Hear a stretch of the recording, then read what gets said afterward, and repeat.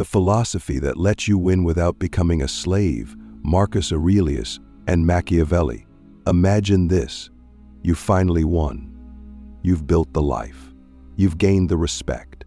You've collected the wealth, the power, the influence. You're admired, envied. From the outside, you've made it. But on the inside, you're exhausted. You're afraid to lose what you've gained. You're constantly managing perception. You're addicted to approval, to achievement, to motion. You've become a prisoner of your own success. You've won the game, but at the cost of your freedom. Was it worth it? This is the paradox that haunts anyone who aspires to greatness, and it's not new. Two thinkers, Marcus Aurelius, the Stoic emperor, and Niccolo Machiavelli, the ruthless realist, grappled with this tension. They approached it from different angles, but both were obsessed with the same core question. How do you win in life without becoming a slave to the very things you pursue? How do you hold power without it holding you? How do you act in the world without being consumed by it? In this video, we're going to explore the answer not just intellectually, but viscerally. Because this question isn't just for emperors or princes. It's for you. Every time you chase a goal, every time you want to be seen, every time you compare yourself to others, you're stepping into the same ancient trap. And if you don't understand the deeper philosophy behind power and freedom, you will either lose or you will win and still feel empty. Let's start with Marcus Aurelius. He ruled the Roman Empire at its peak, the most powerful man on earth. And yet every morning he wrote in his journal reminders like you could leave life right now. Let that determine what you do and say and think. Why? Because he understood that external power was an illusion if you didn't master your inner world. He repeated to himself, "It's not things that upset us, but our judgments about them." Marcus knew the truth, that real slavery doesn't come from chains. It comes from attachments, from craving, from ego, from needing things to go a certain way in order to feel okay. Now contrast that with Machiavelli. He wasn't trying to be virtuous. He was trying to be effective. His book, The Prince, is famous for its cold, strategic brilliance. He taught that if you want to rise in a corrupt world, you must learn to operate as it is, not as you wish it were. He told rulers to be feared rather than loved, to lie if needed, to manipulate perception. But here's the twist. Machiavelli wasn't advocating evil, he was exposing the rules of a world where idealism without power is useless. He saw that if you want to protect what matters, you must understand how the game works. Otherwise, you'll get played. Click subscribe to this channel to get more profound insights. So what happens when you combine Marcus and Machiavelli? You get a formula for winning without corruption, power without addiction, influence without self-destruction. You get a path to becoming someone who can walk through the fire of the world without burning from within. And that's the core idea.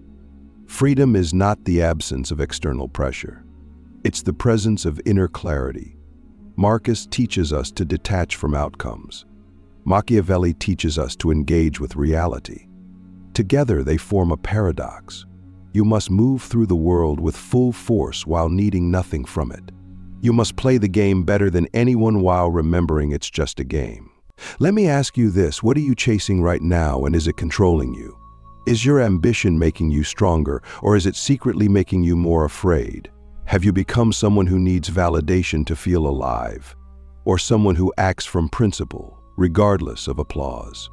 See, the reason most people suffer when they succeed is because they've built their identity on something fragile, on being liked, respected, noticed. But Marcus Aurelius would say, that's slavery. If your peace can be taken away when someone criticizes you, you're not free. If your self-worth disappears when you fail, you're not free. If you need to win to feel okay, you're not free. You've given the keys to your inner world to forces outside of your control. But here's the deeper insight Machiavelli would agree. He'd say, if you don't master yourself, others will. If you can't control your desires, someone else will sell you theirs. If you can't see through illusions, you'll be ruled by those who can. So while Marcus turns inward to build resilience, Machiavelli turns outward to build awareness. Both are necessary. You need the calm of the Stoic and the sharpness of the strategist. One without the other is weakness. Together, they're invincible. So now we arrive at the real challenge. How do you build a mind that can walk with kings and speak with truth?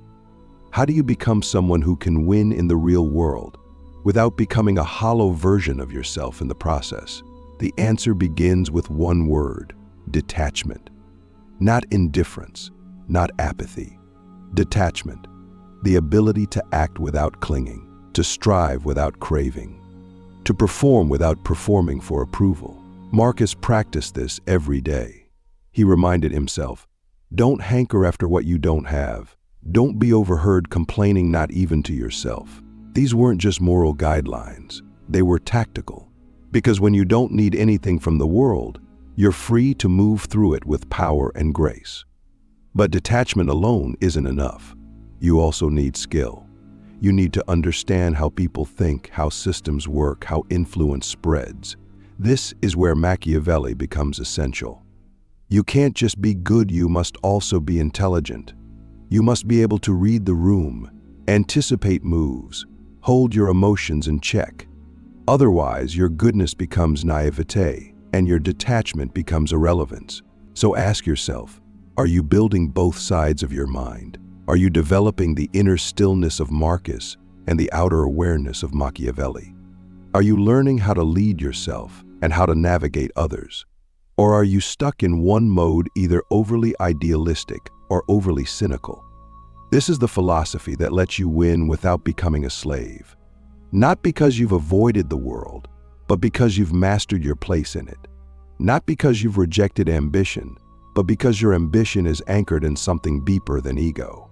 The inner war: why most people lose before they even begin, and how to win in silence before any victory in the world can be claimed. There is a quieter, more dangerous battlefield that must be won, the one within. Most people lose before they ever start.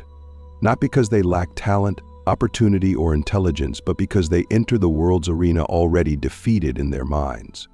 They carry invisible chains: self-doubt, emotional reactivity, a fragile ego, the need to be seen, the fear of being misunderstood.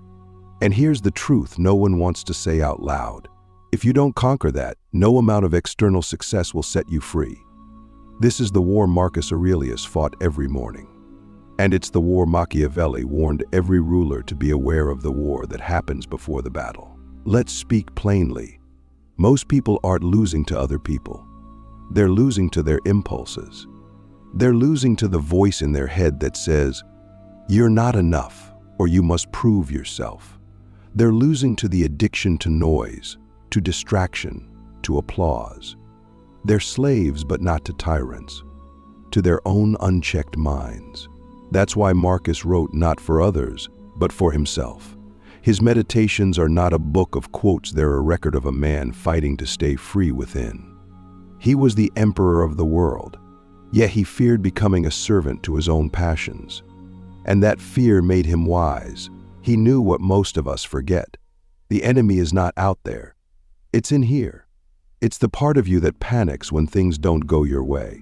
The part that needs others to approve of your choices. The part that seeks revenge when insulted, validation when ignored. Marcus called this the inner citadel, a fortress of the soul untouched by the world. If you don't build it, you will always be conquered, no matter how much you win. Now Machiavelli, on the surface, seems like he's operating on the opposite frequency. He's all about perception, manipulation, using fear as a tool. But look closer. He understood the same truth. If a ruler is emotionally unstable, reactive, or needy, they are easy to control. Machiavelli's ideal prince masters himself first, because only then can he manipulate the world without being manipulated by it. His strategies were not just for politics, they were survival mechanisms for anyone surrounded by power, betrayal, or chaos. And let's be honest, that's all of us now. We live in a world of constant pressure, comparison, and curated images. If you don't win the inner war, you'll be reshaped by the world into something unrecognizable. But how do you win in silence? How do you build strength that no one sees but everyone feels? It starts with self-command, not self-expression. That's the modern trap. We're told to express every thought, every feeling, every outrage. But Marcus would say, no, observe, then decide. The first move in the inner war is to become the watcher, not the reactor. To see your anger without acting on it. To feel your envy without becoming it. To recognize the craving for attention and let it pass like a cloud. This is not repression. It's discipline. And discipline is freedom. When you can choose your response instead of being hijacked by emotion, you become powerful in a way that can't be faked. You become calm in storms, focused under pressure, and dangerous in silence. Now think about the people you admire most, not for their words, but for their presence. There's a reason we trust those who are unshakable. It's not because they're loud. It's because they've already fought the battles we're still afraid to name. They face their own darkness and come out the other side, not with a trophy, but with clarity. That's what Marcus and Machiavelli both offer us. Not just strategies, but mirrors, ways of seeing ourselves stripped of illusion. So what's holding you back right now? Not in your schedule or your bank account, in your mind. What belief, fear, or craving is owning you? Are you addicted to being right, to being liked, to being seen as important? That's the leash. That's the collar. That's where the enemy hides. Winning without becoming a slave means winning that inner war privately, daily, without applause. It means walking into every room with a quiet mind and a sharp eye. It means being so centered that no praise can inflate you and no criticism can destroy you. It means knowing who you are so deeply that no situation can make you forget it. Because once you've mastered yourself, the world has nothing left to use against you. The game and the mirror, how to use the world without letting it use you. The world is a game. But unlike chess or poker, the rules are hidden, the players lie, and the board keeps shifting.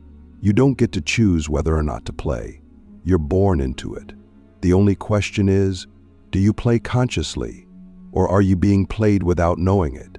Most people believe they're making choices, shaping their lives, building their futures, but in reality, they're reacting to invisible pressures, trends, social norms, family expectations, algorithms, fear. They think they're winning, but the game is using them, and they don't even know it. This is where philosophy becomes not just useful, but essential. Marcus Aurelius teaches us to detach from illusions. Machiavelli teaches us to see through them. Together, they give us a radical form of power. The ability to use the game of life, its systems, its incentives, its power structures without losing ourselves to it. But to do that, we must first understand something most people never stop to consider. The world is not a teacher. It's a mirror. Everything you experience, success, failure, love, rejection, is not telling you what you are. It's reflecting what you believe. If you think you're unworthy, you'll interpret failure as confirmation. If you crave control, you'll see unpredictability as an attack. The game responds to your internal state. That's why Marcus wrote, "The soul becomes dyed with the color of its thoughts." The world doesn't define you. You define how the world appears to you, and that perception becomes your reality. But here's the trap. If you don't realize this, the game will shape you instead. You'll chase status without knowing why. You'll copy others to avoid feeling lost. You'll build an identity around being valuable to others and then feel empty when they're gone. That's how the game uses you. It feeds off your unconscious needs. It rewards you for being predictable. It punishes you when you step outside the lines. And unless you build a mind that sees this clearly, you'll always be dancing to someone else's music. Machiavelli understood this perfectly. He knew the masses were controlled by appearances. That perception was more powerful than truth. But he didn't surrender to this, he leveraged it. He taught princes to manage reputation the way a general manages terrain, not as a reflection of the self, but as a strategic element. And here's where we can learn something profound. You don't have to reject the game to stay free. You just have to stop believing it reflects your worth. Use it, don't become it. That's what Marcus did. He was the most powerful man in the world, yet in his journal he reminded himself daily, Fame is meaningless. Praise is wind. Death comes for all. He played the game, but he never confused it with life itself. He ruled Rome, but he never let Rome rule his mind. So how do you do this? How do you use the world without letting it use you? First, by building a center of gravity within. You must have something deeper than success, something you don't post online, something no one can take. Maybe it's a code, a belief, a vision of your future self that you're building toward. Whatever it is, it must be yours. Because when you have that, you can walk into any room, any job, any situation and stay rooted. You can play the role without becoming the role. You can wear the mask without forgetting your face. Second, by questioning every reward. Every time the world offers you admiration, likes, promotions, applause, pause and ask, what is this training me to want? Because everything you accept as a reward shapes your behavior. If you accept shallow validation, you'll build a shallow self. But if you define your own rewards, growth, truth, discipline, resilience, then the world can't control you. You've hacked the game. And third, by loving the game as it is, not how you wish it was. This is the hardest part. Marcus wanted the world to be just. Machiavelli knew it wasn't. But both accepted reality and acted wisely within it. That's what we must do. No bitterness, no delusion, just clear-eyed engagement. When you stop expecting fairness, you stop being surprised by injustice. And when you stop needing the world to approve of you, you finally become dangerous in the best way. So let me ask you, where in your life are you being used by the game? What story are you living that isn't yours? What rewards are you chasing that leave you emptier than before? The world is not your enemy, but it's not your guide either. It's a reflection, a trigger, a test. And if you can walk through it with your eyes open, your mind rooted, and your values intact, then you don't just play the game, you master it. The final power, how to become untouchable without becoming inhuman. There's a kind of power that can't be bought, borrowed, or broken. It isn't loud. It doesn't need to prove itself. It doesn't cling to titles or followers. It's something deeper, quieter, so deeply integrated into who you are that nothing external can touch it. This is the final power. The power of becoming untouchable, not because you've built walls, but because you've built truth. Not because you have abandoned emotion, but because you've integrated it. Not because you've escaped the world, but because you've transcended the need to be anything in it other than yourself. And yet this is where most people stumble. Because when they hear untouchable, they imagine a cold, robotic life. They think to be free from the world's opinions, you must stop caring. To be free from loss, you must stop loving. To be free from fear, you must stop feeling. But that's not strength. That's numbness. And numbness is not wisdom, it's avoidance. Marcus Aurelius didn't become emotionless, he became aware of his emotions. He didn't suppress his humanity, he refined it. That's what made him powerful. He could feel fully, love deeply, led wisely, and still remain unmoved by flattery or attack. Machiavelli, too, understood this tension. He's often misunderstood as a cynic, a manipulator, a man advocating cruelty. But look again. He was describing a world where idealists get crushed, where good intentions mean nothing without strategy. His genius wasn't in divorcing morality from power, it was in recognizing that if you want to protect what matters, you must understand what threatens it. He wasn't saying to abandon your principles. He was saying, if you don't play smart, you'll lose to someone who does. And that's not strength. That's naivety. So how do we reach this final power where we can walk into life fully present, fully feeling, fully alive, and still remain free? It begins with radical self-honesty. Not the kind that beats you up, but the kind that strips away illusion.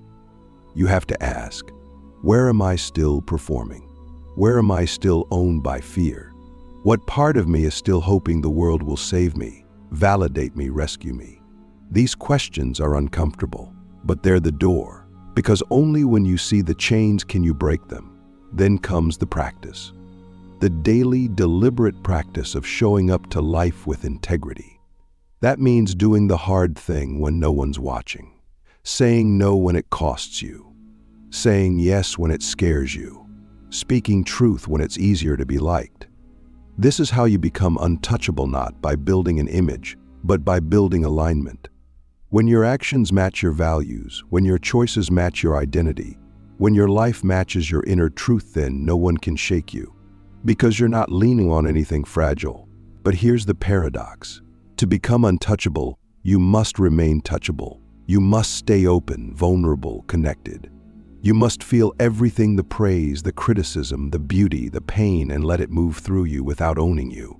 That's what Marcus did. That's what Machiavelli prepared us for. A kind of living where the heart is open but not exposed, where the mind is sharp but not cold, where you can walk through fire and come out not unburned but unbound. Ask yourself now, if nothing could make you smaller, what would you dare to do? If no failure could define you, if no success could inflate you, if no person's opinion could distort you, what kind of life would you live? What kind of impact would you make? This is the final power, not domination, not applause, not control, but mastery of the one thing that determines everything, yourself. And when you reach that place, when you are centered, clear, and courageous, you don't just win. You win without becoming a slave. And that is the only kind of winning that matters.